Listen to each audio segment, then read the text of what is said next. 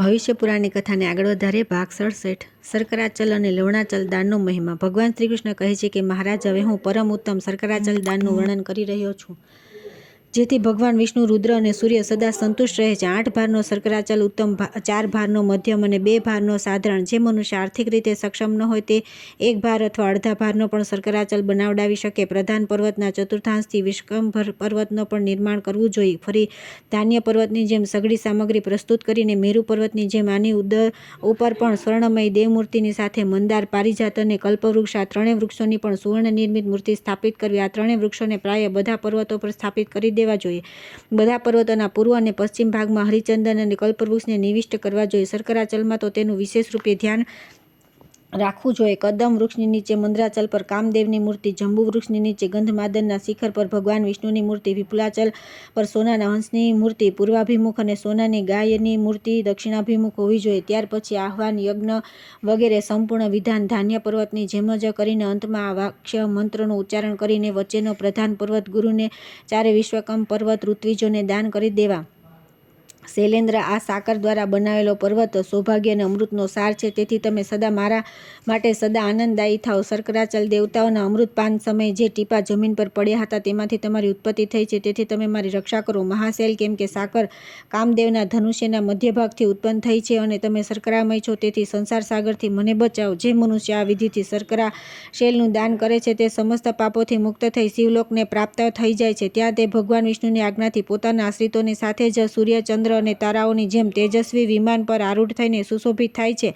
ફરી 100 કલ્પ બાદ 3 અચ્યુત જન્મો સુધી ભૂતળ પર નિરોગી અને દીર્ઘાયુ રહીને 7 દ્વીપોનો અધિપતિ થાય છે। બધા પર્વત દાનોમાં વિનયી થઈને પોતાની શક્તિ અનુસાર ભોજન કરાવવાનું વિધાન છે। ગુરુની આજ્ઞાથી પોતાની શક્તિને અનુકૂળ સ્વયં પણ ક્ષાર રહિત ભોજન કરવું જોઈએ। ફરી પર્વતદાનની સંપૂર્ણ સામગ્રી બ્રાહ્મણના ઘરે સ્વયં મોકલી દેવી જોઈએ। રાજન, હવે તમે લવણાચલ દાનના મહિમામાં એક આખ્યાન સાંભળો। પહેલા બ્રહ્મકલ્પમાં ધર્મમૂર્તિ નામનો એક રાજા થયો હતો। તેના તેજની સામે સૂર્ય અને ચંદ્રમા વગેરે ઝાંખા પડી જતા।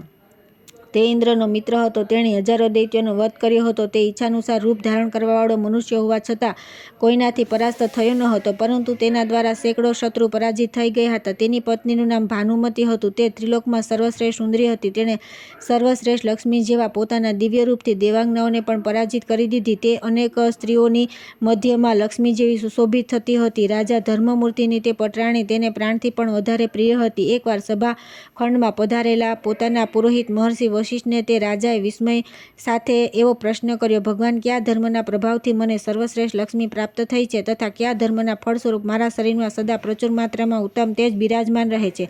વશિષ્ઠજીએ કહ્યું કે રાજન, પૂર્વકાળમાં લીલાવતી નામની એક વેશ્યા હતી। તે શિવજીની ભક્ત હતી। તેણે ચતુર્દશી તિથિના દિવસે વિધિપૂર્વક પોતાના ગુરુને સ્વર્ણમય વૃક્ષ તથા ઉપકરણો સહિત લવણાચલનું દાન આપ્યું। તે દિવસોમાં લીલાવતી ઘેર એક ક્ષુદ્ર જાતિનો સોડ નામનો સોની નોકર હતો। ભૂપાલ, તેણે જ શ્રદ્ધાપૂર્વક સુવર્ણ દ્વારા વૃક્ષો અને પ્રધાન દેવતાઓની મૂર્તિઓનું નિર્માણ કર્યું હતું। તેણે પરિશ્રામિક લીધા વિના તે મૂર્તિઓ ઘડીને અતિ સુંદર બનાવી હતી અને આ ધર્મનું કાર્ય છે એવું જાણીને કોઈ પ્રકારનું મહેનતાણું પણ તેણે લીધું નહોતું। પૃથ્વીપતિએ તે સ્વર્ણકારની પત્નીએ સોનાના બનાવેલા દેવતાઓ અને વૃક્ષોની પ્રતિમાઓને રગડી રગડીને ચમકદાર બનાવ્યા હતા અને લીલાવતીને પર્વતદાનમાં ખૂબ સેવા કરી હતી। તે બંનેની સહાયતાથી લીલાવતીએ ગુરુ શુશ્રૂષા વગેરે કાર્યોને સંપન્ન કર્યા હતા। વધારે સમય વ્યતીત થયા પછી તે વેશ્યા લીલાવતી પાપોથી મુક્ત થઈ શિવલોકમાં ચાલી ગઈ। તે સોની, જે દરિદ્ર હોવા છતાં પણ અત્યંત સામર્થ્યશાળી હતો અને જેણે વેશ્યા પાસેથી કંઈ પણ મહેનતાણું લીધું ન હતું, તે આ જન્મમાં આ સમયે તમે છો, જે 10,000 સૂર્ય સમાન કાંતિમાન અને 7 દ્વીપો જેવા અધીશ્વર રૂપે ઉત્પન્ન થયા છો। સોનીની જે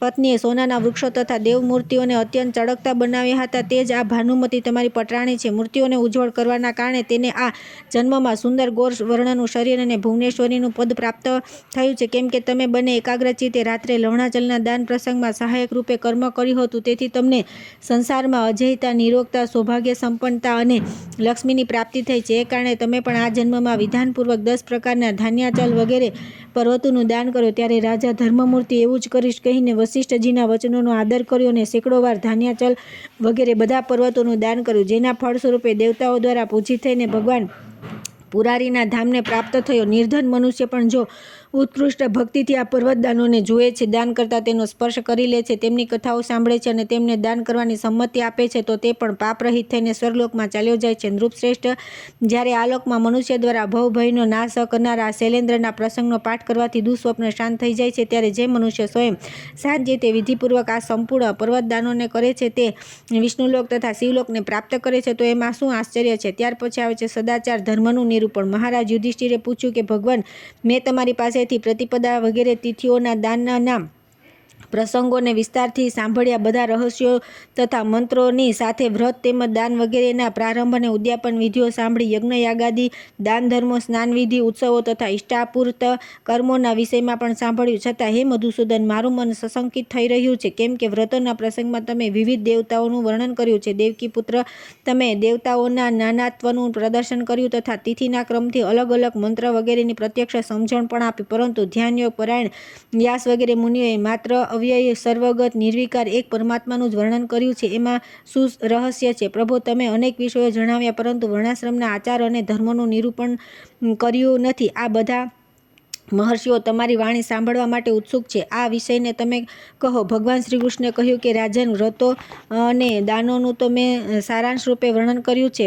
વિશેષ વર્ણન તો ભગવતી સરસ્વતી જ કરી શકે. બધા વર્ણાશ્રમોનો સામાન્ય ધર્મ આ છે કે બધા પ્રાણી વિઘ્નરહિત થાય અને બધા કલ્યાણના ભાગી બને. અહીં મેં જે દેવતાઓના ઉદ્દેશથી વ્રતોનું જે તમારી સમક્ષ વર્ણન કર્યું છે, તેમાં પણ મૂળમાં તો એક પરમાત્માનું જ વર્ણન થયું. જે બ્રહ્મા છે તે જ હરિ છે, તે જ મહેશ્વર, તે જ સૂર્ય, તે જ અગ્નિ, તે જ કાર્તિકેય અને તે જ વિનાયક છે. ગૌરી, લક્ષ્મી અને સાવિત્રી વગેરે પણ એક જ શક્તિના અલગ અલગ રૂપ છે. મૂળ તત્વ એક જ છે. કોઈ દેવતા કે દેવીને ઉદ્દેશીને જે મનુષ્ય વ્રત કરે છે, તેણે તેમનામાં ભેદ સમજવો નહીં, કેમ કે આ સંપૂર્ણ જગત શિવ શક્તિમય છે. જેમ અગ્નિ, વાયુ તેમજ જળના ભેદથી વસુધા અનેક ભેદ દેખાય છે, પરંતુ પારમાર્થિક દ્રષ્ટિથી વિચાર કરતા ભેદનું જ્ઞાન થતું નથી. પાર્થ, વેદ ધર્મ અનુસાર જે કોઈ પણ દેવતાઓનો આશ્રય કરીને જે કોઈ દાન કે વ્રત કરે છે, તે બધાના મૂળમાં વાસ્તવમાં જ પરમાત્માની ઉપાસના થાય છે. મેં જે વ્રત દાનની વિધિઓ કહી છે, તે સદાચારી ફળપ્રદ થાય છે, આચારહીને નહીં. આચારહીન વ્યક્તિને 6 અંગો સહિત વેદ પણ પવિત્ર કરી શકતા નથી. જેમ પક્ષી પાંખો ફૂટ્યા પછી પોતાના માળાને છોડી દે છે, તે જ પ્રમાણે આ વેદ આચારહીનનો મૃત્યુ સમયે પરિત્યાગ કરી દે છે. જેમ કપાલમાં રાખેલું જળ કૂતરના ચર્મપાત્રમાં રાખેલું દૂધ સ્થાન દોષથી અશુદ્ધ થઈ જાય છે, એ જ પ્રમાણે આચારહીન વ્યક્તિ પણ અશુદ્ધ જ છે. તેની આચારની પ્રયત્નપૂર્વક રક્ષા કરવી જોઈએ, કેમ કે ધન તો આવતું જતું રહે છે. જે ધન રહિત છે તે ગરીબ નથી, પરંતુ જેને આચારથી પતન થયું છે તે પતિત જ રહે છે, તે મરેલ વ્યક્તિ જેવો છે. રાજન, આ પ્રમાણે આચાર્ય ધર્મ અને કુળનું મૂળ છે. આચારહીન વ્યક્તિ ન કુલીન હોય, ન ધાર્મિક. દુરાત્મા વ્યક્તિના બહુ ઊંચા કુળથી 100 લાભ. સુગંધિત પુષ્પમાં કીડા નથી હોતા, એ જ પ્રમાણે ઉત્તમ કુળમાં પણ દુરાચારી પેદા થઈ જાય છે. હીન જાતિમાં ઉત્પન્ન વ્યક્તિ પણ જો શૌચાચાર સંપન્ન છે અને દરેક ધર્મને જાણે છે, તો તે સજ્જનોમાં કુલીન અને શ્રેષ્ઠ છે. કુળને કુળ કહેવાતું નથી, બલકે સદાચાર જ કુળ છે. રાજન, જે વ્યક્તિ સદાચાર સંપન્ન છે, તે આ લોક અને પરલોક બંનેમાં આનંદ પ્રાપ્ત કરે છે. રાજન, આચારથી ધર્મ ઉત્પન્ન છે અને સંત સદાચારના મૂળ છે, તો તેમનો આચાર સદાચાર છે. તેથી જે પોતાનું કલ્યાણ ચાહે છે, તેણે સદાચારનું પાલન કરવું જોઈએ. સદાચારના પાલનથી દોષ પાપ નષ્ટ થઈ જાય છે. જેને ન સંસાર યથાર્થ દેખાય અને ન જેનો કદી પરિચય પામે છે, જો તે સદાચારી અને ધર્માત્મા પુણ્યશ્લોક રામ, નલ, યુધિષ્ઠિર વગેરેની જેમ છે, તો ત્રણેય કાળમાં તેને શ્રેષ્ઠ માનીને બધા આદરની દ્રષ્ટિથી સ્મરણ કરતા રહે છે અને બધા તેનું પ્રિય કરે છે. જે નાસ્તિક, ઈશ્વર આસ્થાથી રહિત તથા ગુરુજનો તેમજ શાસ્ત્રોના આજ્ઞાનું ઉલ્લંઘન કરે છે, અધાર્મિક તેમજ દુરાચારી છે, તે માનવ મરેલા જેવા છે. પરંતુ જો કોઈ વ્યક્તિ સંપૂર્ણ લક્ષણોથી હીન હોવા છતાં પણ સદાચાર સંપન્ન, શ્રદ્ધાળુ અને અનિંદક છે, તો તે પોતાની સંપૂર્ણ કામનાઓને પ્રાપ્ત કરી લે છે. મનુષ્ય બ્રહ્મમુહૂર્તમાં જાગી જવું જોઈએ અને ધર્મ તથા અર્થના વિષયમાં વિચાર કરવો. ક્યારેય પણ બ્રાહ્મણ, અગ્નિ, ગાય અને સૂર્યની સન્મુખ મળમૂત્ર ત્યાગવા ન જોઈએ. દિવસે ઉત્તરાભિમુખ અને રાત્રે દક્ષિણાભિમુખે મળમૂત્રનો ત્યાગ કરવો જોઈએ. પ્રાતઃકાળ નિત્યક્રિયાથી નિવૃત્ત થઈ આચમન પછી સમાહિત થઈ પ્રાતઃ સંધ્યા કરવી જોઈએ. એ જ પ્રમાણે વાણી પર નિયંત્રણ કરી મૌન થઈને સાયં સંધ્યા કરવી. ઉદિત થતાં અને અસ્ત થતાં ભગવાન સૂર્યને જોવા ન જોઈએ. ઋષિઓએ દીર્ઘકાળની તપસ્યા વગેરેથી દીર્ઘાયુ પ્રાપ્ત કર્યું છે. જે દ્વિજ પ્રાતઃ તથા સાયં સંધ્યા કરતો નથી, તેને ધાર્મિક રાજાએ શૂદ્ર કર્મમાં નિયુક્ત કરી દેવો જોઈએ. મળમૂત્રની હાજતમાં જો વેગ આવી જાય અથવા કોઈ બાધા ઉપસ્થિત થઈ જાય, તો તે સમયે વિધિ તેમજ નિયમની અપેક્ષા ન કરી પૃથ્વીને ઘાસથી તથા મસ્તકને વસ્ત્રથી ઢાંકી મળત્યાગ કરવો જોઈએ. ગ્રામ, આશ્રમ, તીર્થ, ક્ષેત્ર, માર્ગ, ખેડેલા ખેતર, ગોષ્ઠ અને ગાયોના માર્ગ વગેરે સ્થાનોમાં મૂળ મૂત્ર વગેરેનો ત્યાગ કરવો ન જોઈએ. પાણીની અંદર આશ્રમ વગેરેની રાફડાની ઉંદરના દરની તથા શૌચથી બચેલી માટી, આ 5 પ્રકારની માટીનો શૌચ વગેરેમાં પ્રયોગ ન કરવો. દેવતાઓ વગેરેની પૂજા, ગુરુજનોનું અભિવાદન તથા ભોજન વગેરે ક્રિયાઓ આચમન કર્યા પછી કરવી જોઈએ.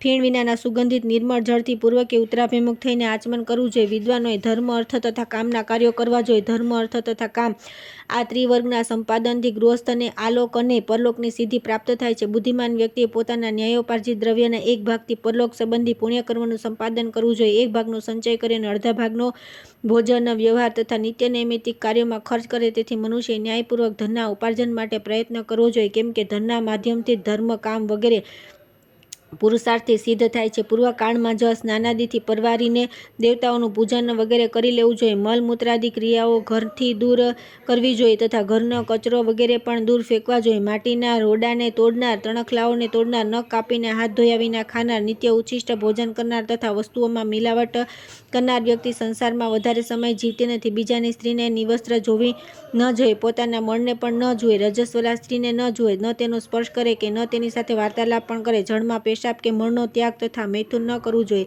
કેસ, રાખ, કપાલ, મળ, મૂત્ર, ભૂંસી, અંગાર, અસ્થિપિંજર તથા દોરડા વગેરે પર બેસવું નહીં. વિદ્વાનોએ બ્રાહ્મણને પ્રણામ કરવા જોઈએ તથા તેમને બેસવા માટે આસન આપવું. તેઓ જાય ત્યારે થોડે દૂર સુધી તેમની સાથે જવું. ફાટેલા આસન પર બેસવું નહીં અને તૂટેલા કાંસાના પાત્રનો ઉપયોગ ન કરો. ખુલ્લા વાળ રાખી ભોજન ન કરવું. એઠા સ્થાન પર ન બેસવું.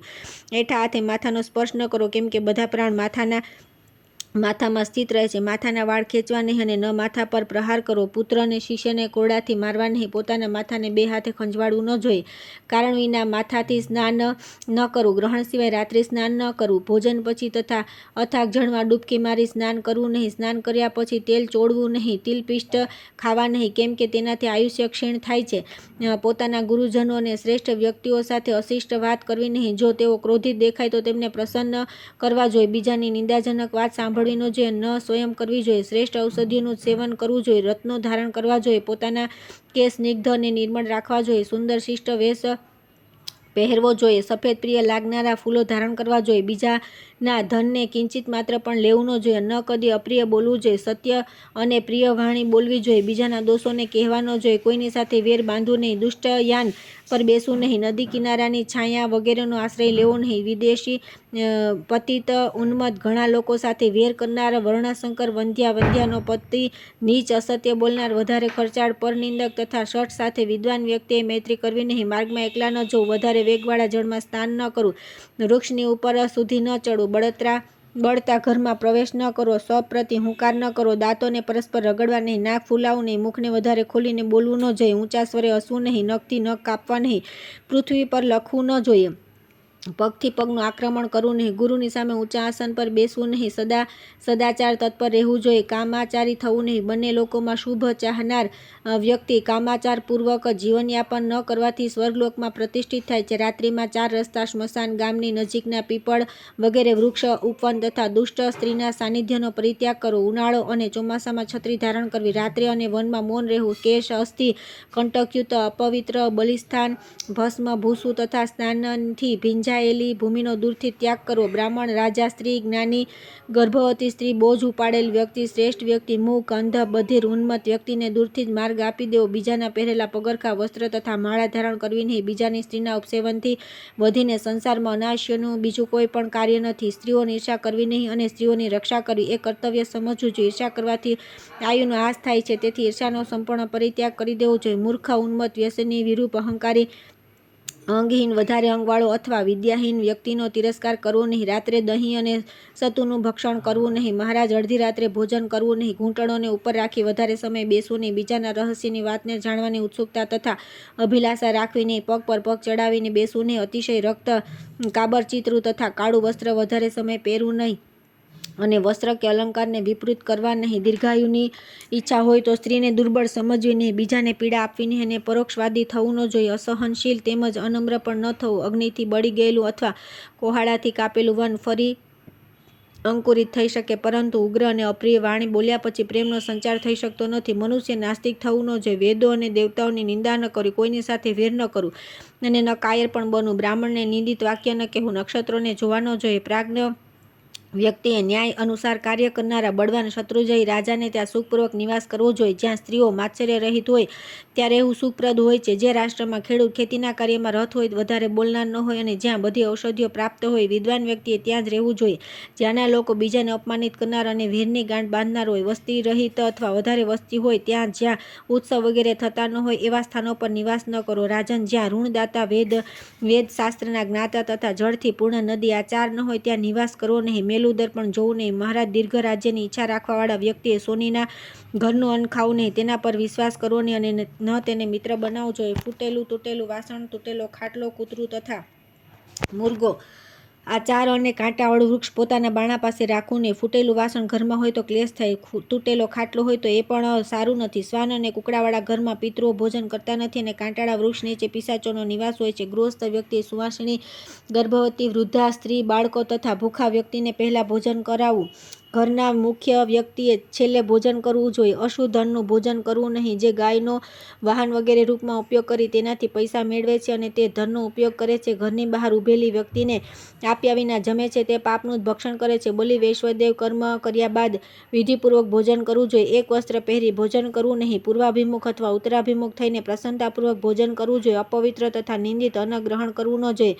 શિષ્ટ વ્યક્તિ તથા ભૂખ્યાને ભોજન કરાવ્યા બાદ પવિત્ર પાત્રમાં ક્રોધ રહિત, શાંત, પ્રસન્નચિત્ત થઈને ભોજન કરવું જોઈએ. અયોગ્ય સ્થાને, અસમય, અતિશય સાંકડા સ્થાને ભોજન કરવું ન જોઈએ. ભોજનથી પૂર્વ અગ્રાસને દીવોને ભાગ આપી તન્મય થઈ ભોજન કરવું જોઈએ. પહેલાં મધુર પદાર્થો ને પછી લવણ પદાર્થો, ત્યાર પછી કડવા તીખા પદાર્થોનું ભોજન કરવું જોઈએ. પ્રથમ કોમળ પદાર્થ, વચ્ચે ગળ્યું વ્યંજન તથા અંતમાં દ્રવ્યયુક્ત વ્યંજનોનું ભોજન કરવાથી મનુષ્ય રોગમુક્ત રહે છે. દિવસે શેકેલામાં, રાત્રે દહીં, સત્તુ તથા કોવીદાર, કચનાર અનેક પ્રકારનું ફૂલવાળું વૃક્ષ અલક્ષ્મી દરિદ્રતાનો સદા નિવાસ કરે છે.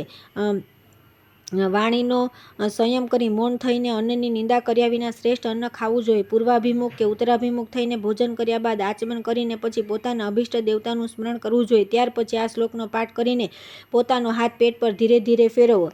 પ્રાણ, અપાન, સમાન, ઉદાન તથા વ્યાન આ 5 પ્રાણોને પુષ્ટિ પ્રદાન કરનાર મારા દ્વારા ખવાયેલું અન્ન મારા માટે સુખપ્રદ થાય. અગત્ય અગ્નિ વડવાનલ મારા દ્વારા ખવાયેલા અન્ન જળ પદાર્થોને સારી રીતે પચાવે તથા મને સુખ પ્રાપ્ત થાય અને વાસુદેવ મને નિરોગી બનાવે. ત્યાર પછી આળસ રહિત થઈને અનાયાસ જ થનારા કર્મ કરો. ભારત સંધ્યાના સમયે જો કોઈ પથિક આવી જાય તો તેનું પાદ્ય, આસન વગેરેથી સ્વાગત કરવું. પછી ભોજન કરાવી તેના માટે શયનની વ્યવસ્થા કરવી. દિવસે આવેલ અતિથિ નારાજ થઈને જાય તો જે પાપ લાગે છે તેનું 8 ગણું પાપ સાયંકાળે આવેલો અતિથિ પાછો જાય તો થાય છે. પૂર્વ અને દક્ષિણમાં માથું રાખી શયન કરવું જોઈએ અને આથી વિપરીત સુવાથી રોગ ઉત્પન્ન થાય છે. ઋતુકાળમાં સ્ત્રી સહવાસ પ્રશસ્ત માનવામાં આવ્યો છે. ચતુર્દશી, અષ્ટમી, અમાવસ્યા તેમજ પર્વના સમયે તેલાભ્યંગ અથવા સ્ત્રી સહવાસ કરવો નહીં. ક્ષૌર કર્મ, સ્ત્રી સહવાસ તથા સ્મશાન ગયા પછી સર્વસ્ત્ર સ્નાન કરવું જોઈએ. ગુરુ પતિવ્રતા, યજ્ઞકર્તા તથા તપસ્વીની વિનોદમાં પણ નિંદા કરવી નહીં. વિદ્વાન વ્યક્તિએ અગ્નિ અને જળને એક સાથે ધારણ ન કરવા.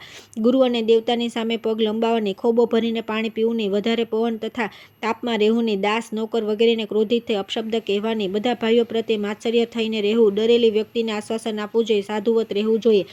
આ બધું વ્યક્તિને સ્વર્ગરૂપી ફળ આપનારું છે. પૃથ્વી પર જોઈને ચાલવું. શેષ જીવનમાં જે પોતાના આત્માને વશ કરી જીવનયાપન કરે છે તેના ધર્મ, અર્થ અને કામની થોડી પણ ક્ષતિ થતી નથી. આક્રોશ, વિવાદ અને પીસુણતા છોડી દેવી જોઈએ. સુવાના સમયે બીજું વસ્ત્ર, પૂજાના સમયે અને સભામાં બીજું વસ્ત્ર પહેરવું જોઈએ. અર્થાત અલગ અલગ વસ્ત્ર ધારણ કરવા જોઈએ. પતિતોની સાથે વાતચીત ન કરવી, અન્યથા તે પણ પતિત થઈ જાય છે. વૃદ્ધ, જ્ઞાતિ, બંધુ તથા મિત્ર નિર્ધન થઈ જાય તો તેને પોતાની સાથે રાખવા જોઈએ. એમના રહેવાથી ઘરની ઉન્નતિ થાય છે. કબૂતર, પોપટ તથા મેનાને ઘરમાં રાખવા એ સારું છે. ચંદન, વીણા, દર્પણ, ઘી, મધ, જળ તથા અગ્નિ આ બધાને ઘરમાં નિરંતર રાખવા જોઈએ. રાજાએ ધનુર્વેદાદિ શાસ્ત્રોના જ્ઞાનમાં તથા નીતિશાસ્ત્રના જ્ઞાનમાં સદા તત્પર રહેવું જોઈએ તથા તેણે વ્યાકરણ, કર્મકાંડ, સંગીત, કલાશાસ્ત્ર અને ઇતિહાસ, પુરાણ વગેરેનું પણ જ્ઞાન રાખવું જોઈએ. રાજન, મેં આ બધા સદાચારના લક્ષણ જણાવ્યા. બીજી જાણવા યોગ્ય વાતોને વડીલો પાસેથી જાણવી જોઈએ. સદાચાર જ બધા ઐશ્વર્યનો જનક છે. એનું પાલન કરવાથી આયુષ્યમાં વૃદ્ધિ થાય છે. એ બધા દોષોને દૂર કરી દે છે. બધા ધર્મશાસ્ત્રોમાં સદાચારને પ્રથમ સ્થાન પ્રાપ્ત છે. સદાચારથી જ્ઞાનની વૃદ્ધિ થાય છે. આચાર પરમ ધર્મ છે. આચારથી ઐશ્વર્ય, યશ, આયુ, સ્વર્ગ અને પરમ મંગળ પ્રાપ્ત થાય છે. મહારાજ, બધા વર્ણોના કલ્યાણની દ્રષ્ટિથી આ બધાનું મેં વર્ણન કર્યું છે. તેથી ધર્મ, અર્થ, કામરૂપી ફળ આપનારા સદાચારનું સાવધાનીથી સદા પાલન કરવું જોઈએ. ત્યાર પછી આવે છે રોહિણી ચંદ્ર શયન વ્રત. મહારાજ યુધિષ્ઠિરે પૂછ્યું કે ભગવાન, જે વ્રતનું અનુષ્ઠાન કરવાથી મનુષ્ય પ્રત્યેક જન્મમાં દીર્ઘાયુ, સ્વસ્થતા, કુલીનતા અને અભ્યુદયથી યુક્ત થઈ રાજાના કુળમાં જન્મ લે છે, તે વ્રતનું સંપૂર્ણ વર્ણન કરવાથી કૃપા કરો. ભગવાન શ્રીકૃષ્ણ બોલ્યા કે રાજન, તમે બહુ મોટી વાત પૂછી. હવે હું અક્ષય સ્વર્ગ પ્રાપ્તિકારક પરમ ગોપનીય રોહિણી ચંદ્ર શયન નામના વ્રતનું વર્ણન કરી રહ્યો છું. આમાં ચંદ્રમાના નામોથી ભગવાન નારાયણની પ્રતિમાનું પૂજન કરવું જોઈએ. જ્યારે સોમવારના દિવસે પૂર્ણિમા તિથિ હોય અથવા પૂર્ણિમાએ રોહિણી નક્ષત્ર હોય તે દિવસે મનુષ્ય પ્રાતઃ પંચગવ્ય અને સરસવના દાણાથી મિશ્રિત જળથી સ્નાન કરે તથા વિદ્વાન પુરુષ અપાશવ્ય વગેરે મંત્રને 108 વાર જપે. જો શૂદ્ર હોય તો આ વ્રત કરે તો અત્યંત ભક્તિપૂર્વક સોમાય નમઃ, વરદાય નમઃ, વિષ્ણવે નમઃ આ મંત્રોના જપ કરે અને પાખંડીઓ સાથે વાતચીત ન કરે. જપ કર્યા પછી પોતાના ઘરે આવી ફળ, ફૂલ વગેરે દ્વારા ભગવાન મધુસૂદનના અંગોની પૂજા કરે. સાથે સાથે ચંદ્રમાના નામોનું ઉચ્ચારણ કરતો રહે. સુગંધિત પુષ્પ, નૈવેદ્ય અને ધૂપ વગેરે દ્વારા ઇન્દુ પત્ની રોહિણી દેવીનું પણ પૂજન કરવું. આ પછી રાત્રિના સમયે ભૂમિ પર શયન કરી અને સવારે ઉઠી સ્નાન પછી પાપ વિનાશાય નમઃનું ઉચ્ચારણ કરી બ્રાહ્મણને ઘી અને સુવર્ણ સહિત જળથી પૂર્ણ કળશનું દાન કરવું. પછી આખો દિવસ ઉપવાસ કરી ગૌમૂત્ર પીને મીઠા વિનાનું નિરામિષ ભોજન 28 ગ્રાસ દૂધ અને ઘી સાથે ભોજન કરે. ત્યાર પછી 2 ઘડી સુધી ઇતિહાસ, પુરાણ વગેરેનું શ્રવણ કરે. રાજન, ચંદ્ર સ્વરૂપ ભગવાન વિષ્ણુને કદમ, નીલકમલ, કેવડા, જાતિ પુષ્પ, કમળ, સતપત્રિકા, તાજા કુબજના ફૂલ, સિંદુવાર, ચામેલી, બીજા સફેદ પુષ્પ, કરણ પુષ્પ તથા ચંપાના ફૂલ ચડાવવા જોઈએ. ઉપરોક્ત ફૂલોની જાતિઓમાં એક એકને શ્રાવણ વગેરે મહિનાઓમાં ક્રમશઃ અર્પણ કરવા. જે મહિનામાં વ્રતનો પ્રારંભ કરવામાં આવે તે સમયે પણ ફૂલ ઉપલબ્ધ હોય તેમના દ્વારા શ્રીહરિનું પૂજન કરવું જોઈએ. આ પ્રમાણે 1 વર્ષ સુધી આ વ્રતનું વિધિપૂર્વક અનુષ્ઠાન કરીને સમાપ્તિના સમયે વ્રતીએ દર્પણ તથા શયન માટે ઉપયોગી સામગ્રીઓની સાથે શય્યાદાન કરવું જોઈએ. રોહિણી અને ચંદ્રમા બંનેની સોનાની મૂર્તિઓ બનાવી તેમાં ચંદ્રમા 6 આંગળના અને રોહિણી 4 આંગળની હોવી જોઈએ. 8 મૂર્તિઓથી યુક્ત તથા 2 શ્વેત વસ્ત્રોથી આચ્છાદિત તે પ્રતિમાઓને ચોખાથી ભરેલા કાંસાના પાત્રમાં રાખીને દૂધથી ભરેલા કળશની ઉપર સ્થાપિત કરી દેવી તથા પૂર્વાહના સમયે ચોખા, શેરડી અને ફળની સાથે તેને મંત્રો બોલી દાન કરી દેવું. પછી જેનું મુખ સોનાથી અને ખરીઓથી ચાંદીથી મઢી હોય એવી વસ્ત્ર અને દોણીથી સાથે દૂધ આપતી સફેદ ગાય તથા સુંદર શંખ પ્રસ્તુત કરે. પછી ઉત્તમ ગુણોથી યુક્ત બ્રાહ્મણ દંપતી બોલાવી તેમને આભૂષણોથી અલંકૃત કરવા તથા મનમાં એવી ભાવના કરવી કે બ્રાહ્મણ દંપતી રૂપે આ રોહિણી સહિત ચંદ્રમાં બિરાજમાન છે. ત્યાર પછી એમની આ પ્રમાણે પ્રાર્થના કરવી: શ્રીકૃષ્ણ, જે પ્રમાણે રોહિણી ચંદ્ર દેવી ચંદ્ર સ્વરૂપ તમારી શૈયાને છોડીને અન્યત્ર જતા નથી તે જ પ્રમાણે મારો પણ આ વિભૂતિઓથી કદી વિયોગ ન થાઓ. ચંદ્રદેવ, તમે જ સર્વને પરમ આનંદ અને મુક્તિ આપવાવાળો છો. તમારી કૃપાથી મને ભોગ અને મોક્ષ બંને પ્રાપ્ત થાઓ તથા તમારામાં મારી સદા અનન્ય ભક્તિ બની રહે. આ પ્રમાણે પ્રાર્થના કરી શૈયા, પ્રતિમા તથા ગાય વગેરે બધું જ બ્રાહ્મણને દાન કરી દેવું. રાજન, જે સંસારથી ભયભીત થઈને મોક્ષ પ્રાપ્ત કરવા ઈચ્છે છે તેના માટે આ વ્રત સર્વોત્તમ છે. આ રૂપ, આયુ અને આરોગ્ય પ્રદાન કરનારું છે તથા આ પિતરોને સર્વદા પ્રિય છે. જે પુરુષ આનું અનુષ્ઠાન કરે છે તે ત્રિભુવનનો અધિપતિ થઈને 2100 કલ્પો સુધી ચંદ્રલોકમાં નિવાસ કરે છે. જે સ્ત્રી આ રોહિણી ચંદ્રશયન નામના વ્રતનું અનુષ્ઠાન કરે છે તે પણ પૂર્વોક્ત ફળને પ્રાપ્ત કરે છે. સાથે સાથે તે સંસારના આવાગમનથી મુક્ત થઈ જાય છે. ચંદ્રમાના નામ કીર્તન દ્વારા ભગવાન શ્રી મધુસૂદનની પૂજાનો આ પ્રસંગ જે નિત્ય વાંચે અથવા સાંભળે છે તેને ભગવાન ઉત્તમ બુદ્ધિ પ્રદાન કરે છે તથા તે ભગવાન વિષ્ણુના ધામમાં જઈને દેવતાઓ દ્વારા પૂજાય છે. ત્યાર પછી આવે છે શ્રી કૃષ્ણ યુધિષ્ઠિરનો સંવાદ, ઉપસંહાર અને ભગવાનનું દ્વારકાગમન. ભગવાન શ્રી કૃષ્ણ કહે છે કે રાજન, વ્રત, દાન અને ધર્મ વિશે મેં તમને વિસ્તારથી કહ્યું કેમ કે આ સંપૂર્ણ સંસારનો મૂળ ધર્મ છે. તેથી તમે પણ ધર્મપરાયણ થઈ જાઓ. પાર્થ, જાણવા છતાં પણ મેં આ કામ અર્થને પ્રકાશિત નથી કર્યા કેમ કે એમાં તે બધા લોકો સ્વતઃ પ્રવૃત્ત રહે છે. તેથી તેના વર્ણનની શી જરૂર? પાંડુનંદન, આ ભવિષ્યોત્તરના મેં સદાચાર સંપન્ન પુરુષોમાં વ્રત તથા દાન વગેરેનું વર્ણન કર્યું જે મેં ઇતિહાસ અને પુરાણોમાં જોયું અને જે વેદ વેદાંગોથી સંબંધ છે તે બધા વિષયોને અહીં પ્રદર્શિત કર્યા. રાજન, લોક વેદ વિરુદ્ધ વિષયોમાં આસ્થા કરવી ન જોઈએ કેમ કે તે પ્રલાપ માત્ર છે.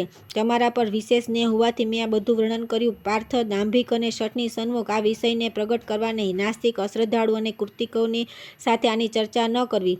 સદાચારી, જીતેન્દ્રિય, સત્ય અને પવિત્રતામાં રહેતા વ્યક્તિઓની સામે આ આખ્યાનની સુગતિ પ્રાપ્ત થાય. પાર્થ, તમે સ્વયં સાક્ષાત ધર્મ સ્વરૂપ અને ધર્મ તથા અર્થના તત્વજ્ઞ, મર્મજ્ઞ તથા ભૂત ભવિષ્યના જ્ઞાતા છો. તમે તેને જાણવાની ઈચ્છા પ્રગટ કરી તેથી મેં તમારી સામે ધર્મના રહસ્યને પ્રકાશિત કર્યું. મનુષ્યોએ આ વિષયો પર શ્રદ્ધા વિશ્વાસ રાખવો જોઈએ. હવે હું દ્વારિકા માટે પ્રસ્થાન કરી રહ્યો છું. ફરી તમારા મહોત્સવ અને યજ્ઞના પ્રસંગે ઉપસ્થિત થઈ સર્વ કાંઈ કાળને આધીન છે, તેથી કોઈ પ્રકારના સંતાપ કરવા ન જોઈએ. આટલું કહી ભગવાન શ્રી કૃષ્ણ પ્રસન્નચિત્ત થઈને પાંડવો દ્વારા અર્ચિત સન્માનિત થયા. પછી બધા મિત્રો અને બંધુજનોની સંમતિ લઈ ભગવાન શ્રી કૃષ્ણ બ્રાહ્મણોને પ્રણામ કરી દ્વારિકા તરફ પ્રસ્થાન કર્યું. સુમંતુ મુનિ બોલ્યા કે મહારાજ શતાનીક યાજ્ઞવલ્ક્ય મુનિએ ભગવાન વશિષ્ઠને જે વિષય પૂછ્યો હતો તેના જે ઉત્તર આપ્યા તથા ભગવાન શ્રી કૃષ્ણ દ્વારા પાંડુપુત્ર યુધિષ્ઠિરને જે કહેવામાં આવ્યા તે વિષયને મુનિશ્રેષ્ઠ વ્યાસે પહેલેથી જ રજી રાખ્યો હતો. તે જ વિષયનું મેં આપની આગળ પ્રતિપાદન કર્યું. પરાશરના પુત્ર તથા સત્યવતીના હૃદયને આનંદ આપનારા તે વેદવ્યાસનો જય હો, જેમના મુખ કમળથી નીકળેલી વાણીરૂપે પવિત્ર મધુર ધારાનું સંસાર પાન કરે છે. ત્યાર પછી આવે છે ભવિષ્યોત્તર પર્વની સંક્ષિપ્ત અનુક્રમણિકા. આ પર્વના પ્રારંભમાં મહારાજ યુધિષ્ઠિરની પાસે મહર્ષિ વેદવ્યાસની સાથે અનેક ઋષિઓનું આગમન, બ્રહ્માંડની ઉત્પત્તિ, નારદને વૈષ્ણવી માયાના દર્શન, સંસારના દોષોનું વર્ણન, પાપોના ભેદ, શુભ અને અશુભ લક્ષણોનું વર્ણન છે. શકટ વ્રત, તિલક વ્રત, અશોક અને કરવીરા, કોકિલા, બૃહત, ભદ્રોપવાસ, યમ દ્વિતીયા, અનુશયન, કામાખ્યા તૃતીયા, મેઘપાલી, પંચગ્નિ સાધન, ત્રિગોસ્પદ, હરકાલી, લલિતા તૃતીયા, યોગાખ્યા તૃતીયા, ઉમા મહેશ્વર વ્રત, રંભા તૃતીયા, સૌભાગ્ય તૃતીયા, આદ્રાનંદ કરી તૃતીયા તથા ચૈત્ર, ભાદ્ર અને માઘના તૃતીયા વ્રતોનું વર્ણન થયું છે. પછી અનંત તૃતીયા, વિનાયક શાંતિ, સારસ્વત વ્રત, નાગપંચમી, શ્રી પંચમી, શોક પ્રાણ નાશિની ષષ્ઠી, ફલ ષષ્ઠી, મંદાર ષષ્ઠી, લલિતા ષષ્ઠી, કાર્તિકેય ષષ્ઠી, મહતપ સપ્તમી, વિભૂતા સપ્તમી, આદિત્ય મંડપ વિધિ, ત્રયોદશ વર્જ્ય સપ્તમી, કૃકવાપ કુંડ સપ્તમી, ઉભય સપ્તમી, કલ્યાણ સપ્તમી, શર્કરા સપ્તમી, કમલા સપ્તમી, શુભા સપ્તમી, સ્નપન સપ્તમી, વ્રત સંપત્તિ અને અચલા સપ્તમી, બુધાષ્ટમી, જન્માષ્ટમી, દુર્વાષ્ટમી, કૃષ્ણાષ્ટમી, અંઘાષ્ટમી, અર્કરાષ્ટમી વ્રતોનું વર્ણન છે. ત્યાર પછી શ્રી વૃક્ષ નવમી, ધ્વજ નવમી, ઉલ્કા નવમી, દશાવતાર, અષા દસમી, રોહિણી ચંદ્ર, ઇન્દ્ર હરિ, શંભુ બ્રહ્મા, સૂર્ય અવયોગ વ્રત, ગોવત્સ દ્વાદશી, નિરાજન દ્વાદશી, ભીષ્મક પંચ મલ્લ દ્વાદશી, ભીમા દ્વાદશી, શ્રવણ દ્વાદશી, સંપ્રાતિ દ્વાદશી, ગોવિંદ દ્વાદશી, અખંડ દ્વાદશી, તિલ દ્વાદશી, સુકૃત દ્વાદશી, ધરણી વ્રત, વિશોક દ્વાદશી, વિભૂતિ દ્વાદશી, પુષ્ય દ્વાદશી, શ્રવણ દ્વાદશી, અનંગ દ્વાદશી, અકંપાદ વ્રત, નિર્બાક કરવીર, મહાત્મય, યમદર્શન ત્રયોદશી, અનંગ્ય ત્રયોદશી, પાલી વ્રત, રંભા વ્રત, આગ્નેય ચતુર્દશી, અનંગ ચતુર્દશી, શ્રાવણી નક્ત ચતુર્દશી, શિવ ચતુર્દશી, ફલત્યાગ ચતુર્દશી વ્રત તથા વૈશાખ, કાર્તિક અને માઘની પૂર્ણિમાના મહાત્મ્યનું વર્ણન કરવામાં આવ્યું છે. ત્યાર પછી કાર્તિકામાં કૃતિકાના યોગમાં કૃતિકા વ્રત, ફાલ્ગુન પૂર્ણિમામાં પૂર્ણ મનોરથ વ્રત, અશોક પૂર્ણિમા વ્રત, અનંત વ્રત, સાંભરાયણી વ્રત, નક્ષત્ર પુરુષ વ્રત, શિવ નક્ષત્ર પુરુષ વ્રત, કામદાવન વ્રત, વૃતાંક વિધિ, આદિત્ય દિન નક્ત વ્રત, સંક્રાંતિના ઉદ્યાપનનું વિદ્વાન, ભદ્રા વ્રત, અગત્ય વ્રત, નવચંદ્રાધ્ય, શુક્ર બૃહસ્પતિ અર્ધ્ય પ્રદાન વ્રત, પંચાશી ત્રિવ્રત, માઘ સ્નાન, નિત્ય સ્નાન, રુદ્ર સ્નાનની વિધિ, ચંદ્ર અને સૂર્યગ્રહણમાં સ્નાન, ભોજનની વિધિ, વાપી કૂપ તથા તડાગનો ઉત્સર્ગ, વૃક્ષ પૂજા, દેવ પૂજા, દીપદાન, વૃક્ષોત્સર્ગ વિધિ, ફાલ્ગુની ઉત્સવ, મદનોત્સવ, ભૂત માતોત્સવ, શ્રાવણીમાં રક્ષાબંધનની વિધિ, ચંદ્રોત્સવ, દીપમાલિકા હોમ, લક્ષ હોમ, કોટિ હોમની વિધિ, મહાશાંતિ તથા વિનાયક શાંતિ, નક્ષત્ર હોમ, ગોદાન વિધિ, ગુડધેનુ, ધ્રુતધેનુ, તિલધેનુ, જલધેનુ, લવણધેનુ અને નવનીતધેનુ તથા સુવર્ણધેનુના દાનના વિધાનોનું નિરૂપણ થયું છે. આ બધા દેવકાર્ય છે. કલ્યાણકામી પુરુષોએ આ ધર્મ કાર્યોને યથાશક્તિ અવશ્ય કરવા જોઈએ.